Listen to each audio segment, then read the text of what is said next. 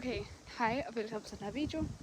I dag der skal jeg lave lidt træning på min nye hest i Bosse. Det er sådan en måned siden jeg fik ham. Jeg har bare lige mine ikke tøjler på, det er heller ikke hans hovedtøj. Jeg har bare taget hans scream på. Og så har jeg taget et træktår, og så skal vi, det er nemlig sådan en træningsbane.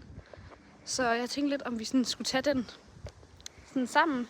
Om det ville være sådan hygge. Så ja, jeg tænker bare lige, at jeg begynder. Okay, så der kommer lige lidt voice over her, fordi at, ellers kan man høre mig sådan trække ved sådan. Jeg er også lidt forkølet. Det var et rigtig dejligt spring, det der. Ja, siger jeg bare.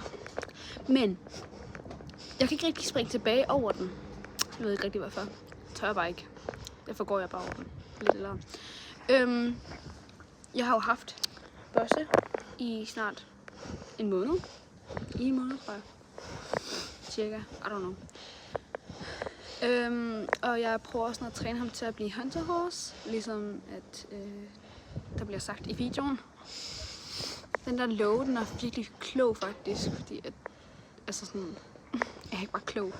Men når man sådan tænker, så er han en rigtig god event horse. Og han er en af mine bedste heste, jeg har sådan optrænet. Og så fordi jeg har selv trænet ham i, altså sådan, da han var lille, der det er sådan ham, lidt så, banen, ja. Jeg har taget de sidste par gange. Og det er lidt fordi, at han skal trænes i hunter. Det er derfor, jeg har sådan en, det var en kælk. Jeg har nogle, sådan en låge, men den åbner og lukker her. Og herover der har jeg sådan lidt højere spring, og derover har jeg også sådan lidt højere spring. Og fordi der er mange grene, så derfor tænkte jeg bare, der kan lide en gren. Og så træner jeg også med min træhest stående over, og den laver nogle gange lyd, fordi jeg har sat lyd til. Ja. Jeg har bare slukket lyden. Jeg øver også indad. Jeg øver også at gå ind og dreje rundt og gå ud. Og så tænker jeg at bare lige, det var det for i dagens video.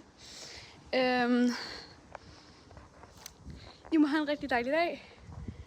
Mig og Bosse siger hej hej. Det siger han også.